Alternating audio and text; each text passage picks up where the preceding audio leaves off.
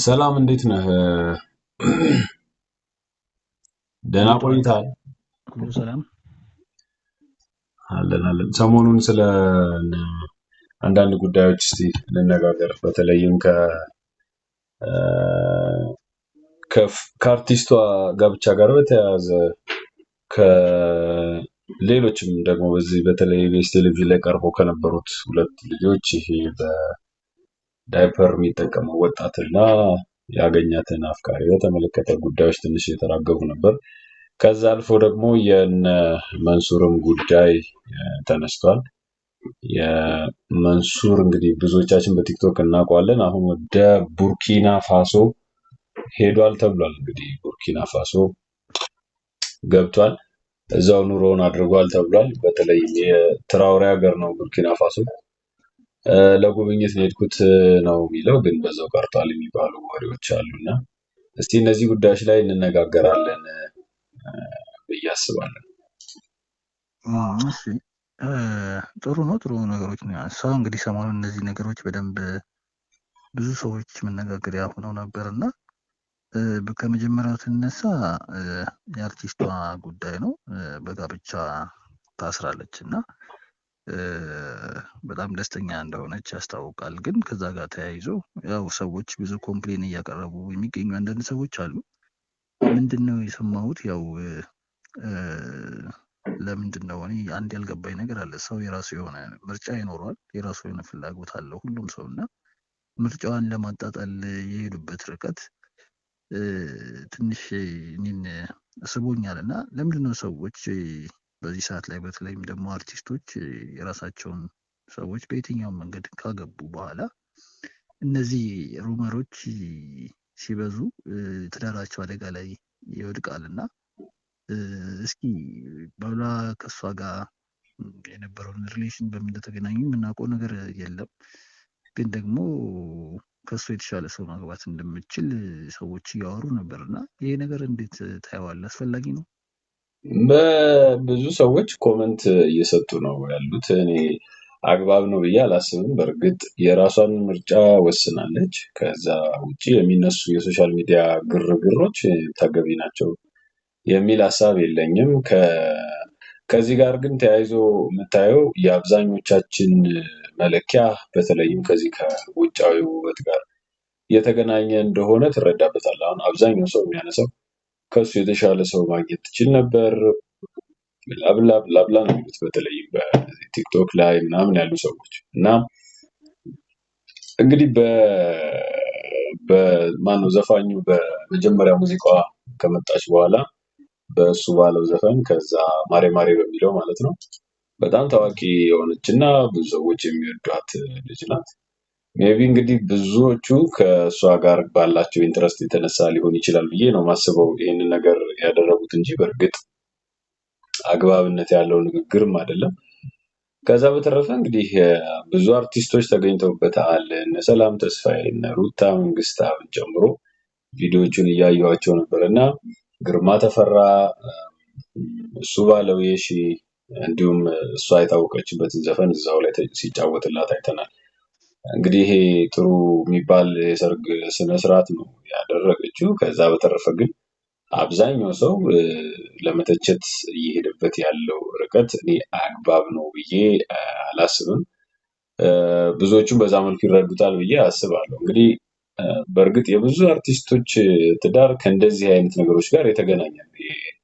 የታወቀ ነው። ወይ ከገንዘብ ጋር ይገናኛል፣ ሀብታም ሰዎችን ያገባሉ፣ ወይ ደግሞ አብረው አድገው ከሆነ ምናልባትም ሊጋቡ ይችላሉ እንጂ ብዙዎቹ እውቅናን ካገኙ በኋላ ገንዘብ ያላቸው ባለሀብቶች ናቸው አሳደው የሚያገቧቸው። እንግዲህ ይሄኛው ከምን ወገን እንደሆነ በምን እንደተዋወቁ ምናምን ግልጽ መረጃ ባይኖርም፣ ነገር ግን ከታየ በኋላ አብዛኛው ሰው እንዴት ይህንን ሰው ታገባለች? ብሩን ገንዘቡን ፈልጋ ነው እንጂ ልታገባ አትችልም ነበር የሚል ሀሳብን ነው እየሰጡ ያሉት። እንግዲህ የአብዛኛው ሰው ሀሳብ ከነዚህ የሚወጣ አይደለም። እንግዲህ አብዛኛው ነገር እንዳየሁት ማለት ነው። ምን መሰለህ እንግዲህ ከዛ ጋር ተያይዞ እንደው ሰሞኑን ደግሞ ሌላ አንድ አስገራሚ ነገር አይተናል እና አንድ ባለሀብት ቅድም ስላነሳው ብዬ ነው እና አንድ ባለሀብት ወደ 320 ሚሊዮን ብር ስጦታ ሰጥቶ ጥሎሽ ማለት ነው እና አንድ ሰው ለማግባት አስቧል፣ ጥሎሹም ተሰጥቷል። ይህን ሳስብ ቅድም እንዳልኩ ሰዎች አሁን ፍላጎታቸው ምን ላይ ነው? ቅድም አንተ ያልከኝ ነገር አንደኛ ለእሷ ሰዎች ውጫዊ ውበት ላይ ትኩረት እያደረጉ ነው ብለን አነሳን። አሁን ደግሞ በዚህኛው በኩል ደግሞ ገንዘብ ላይ ትኩረት ያደረገ ነገር እንደሆነ የሚያሳይ 320 ሚሊዮን ብር ለአንድ ሴት በስጦታ መልክ ማበርከት ምንን ነው የሚያስተምረው? ሀብታም ነኝ የሚለውን ነገር ነው የሚያስተምረው? ወይስ እሷን እወዳታለሁ የሚለውን ነገር ነው የሚያስተምረው? ወይስ ደግሞ ምንድን ነው? ገንዘብ ማሸሽ ነው? በተለያዩ ሰዎች ስም አዙሮ ገንዘብን ማሸሽ ነው ወይስ ምንድን ነው? ምክንያቱም እንደዚህ አይነትም ሰርጎች ስላሉ ብዬ ነው። አሁን የፍናን እንትን እንደዚህ አይነት ሰው እሷን አይመጥናትም ብለው ካወሩ ገንዘቡ አያስፈልግም ብለው እያወሩ ነው ማለት ነው። እዚህኛው ደግሞ ይህን ያክል ገንዘብ ስጦታ ተሰጥቶ ደግሞ ሲያገባ ሰዎች ፍላጎታቸው አሁን ላይ ምንም እየገባን አይደለም ብዬ ነው። እስኪ የኛውንስ እንዴት ታየዋለህ አያይዘህ? እሱን ዜና ሰምቻለሁ። በጣም ብዙ ወርቅ፣ በጣም ብዙ ልብሶች፣ በጣም ብዙ የሚባል ከ320 ሚሊዮን ብር በላይ አካባቢ 10 ሚሊዮን ብር ቼክ ምናምን በጣም አሁን እኔ ሁለት ነገሮች ነው ማስታወሰው። ባለፈው ጊዜ አይተህ ከሆነ አንድ ቪኤት ላንድ ክሩዘር መኪና ወስዶ የሰጠ ሰው ነበረ እንደ ጥሎሽ ማለት ነው። እና ከዛ በኋላ ደግሞ እንደገና መቼ ነው ድጋሚ ይሄ ነገር ተከሰተ? ያ መኪና በጣም ትልቅ ጥሎሽ እየተባለ እየተወራ ነበረ። ከዛ ደግሞ አሁን ላይ የ320 ሚሊዮን አካባቢ የሚያወጡ ቁሳቁሶችን ወስደው ሰጡ ማለት ነው። እና በእርግጥ የኢትዮጵያ ሕዝብ ያለበት ደረጃ ይሄ ነው ወይ? ወይስ ደግሞ ያልገባን የሆነ ነገር አለ? ምንድነው እየተፈጠረ ያለው የሚለው በጣም ሊታይ የሚገባው ነገር ነው። እኔ አንዳንድ ጊዜ እንደዚህ አይነት ነገሮች እንደ ትልቅ ነገር ሲወሩ ራሱ የሚያሳዩት ነገር እንዳለ መረዳት ያስፈልጋል። ይሄ ነገር የሆነበት ዋነኛው ምክንያት እኮ አንደኛ ሌሎች ህዝቦች የሚበላ የሚጠጣ እንኳን የሌላቸው በልመና ላይ ያሉ በጣም ብዙ የኢትዮጵያ ህዝብ እኮ አለ አይደለም እንዴ? በዚህኛው ሳይድ ደግሞ ስትሄድ 320 ሚሊዮን ለጋብቻ ሲያደርጉ ምናምን ትሰማለህ። ይሄ ከምን ጋር ነው የሚገናኘው? እና ምን እየተፈጠረ እንደሆነ ሊገባኝ አልቻለም። እንደኔ ሊታይና ሊጠና የሚገባው ነገር ነው የሚመስለኝ። የሀገሪቱንም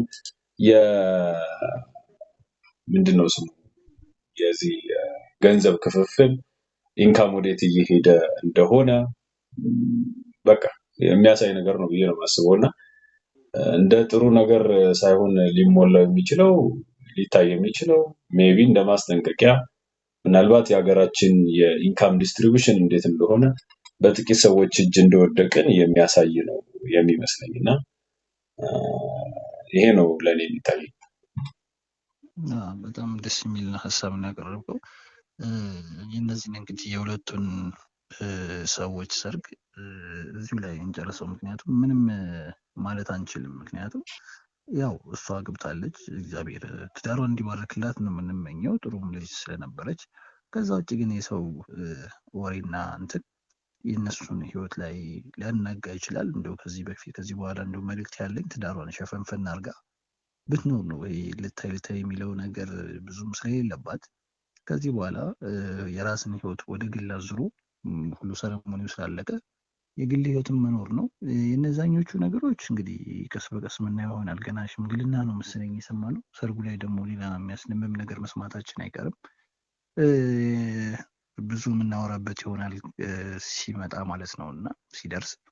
ከዛ ግን አንድ አስገራሚ ልጅ ነበረ፣ አንድ ወጣት ነበረ በህመምና በስቃይ ያለ ልጅ። ግን ደግሞ ያን ህመምና ስቃይ ሁሉ አሸንፎ ከነ ህመሙ ከነ ስቃዩ በጥሩ ማዕረግ በዋንጫና በሜዳሊያ የተመረቀ ልጅ ነበረ እና እንደው በአጋጣሚ ሆኖ ይሄን ነገር ብቻ ነበር ስለሱ የምናውቀው እና አሁን ቀስ ብሎ እሱ አንድ የሱ ፍቅረኛ ስለሆነች ሴትና ለዚህ ሁሉ ውጤቱ እሷ ደጋፊውና በጣም አበረታችው እንደነበረች ሲያመሰግን ሰምተሃል እና እስኪ ስለዚህ ደግሞ የምትለው ነገር። በተለይም ያ በተለይ ዳይፐር ይጠቀማል የሚባለው ልጅ እንትን ካለ በኋላ ብዙ ሰዎች እሱ ላይ አንዳንድ ነገሮችን ሲያነሱ ነበረ። እንዴት በዚህ ደረጃ ታግሳው አግብታው እንደዚህ ልትኖር ቻለች እያሉ ብዙዎቹ ጥያቄ ሲያነሱ ነበር። በእርግጥ ልጁ እድለኛ ነው እንግዲህ አንዲትን መልካም ሴት ያገኘ ነው የሚመስለኝ። የሚያስደስት ነገር ነው። ብዙዎቹ በዚህ ደረጃ የሚጠብቁት አይነት አይደለም።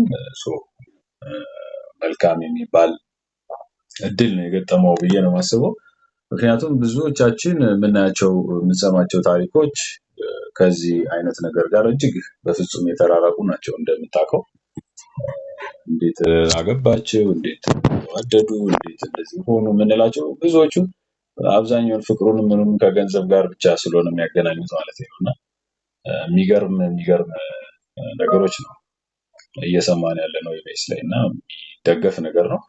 እንግዲህ የሁለቱን አየን፣ የፍናንን አየን፣ የባለሀብቱን ሰው እያየን፣ አሁን ደግሞ በዚህ በፍቅር ብቻ የመጣውን ነገር አየን እና የሚያስደንቅ የዓለም ዝንጉርጉር የሆነውን ዓለም ነው የተመለከትነው። እስቲ እንግዲህ የዛሬውን ፕሮግራም በዚሁ እናብቃው። በሌላ ጊዜ ሌሎች ጉዳዮች ይዘን እንመለሳለን።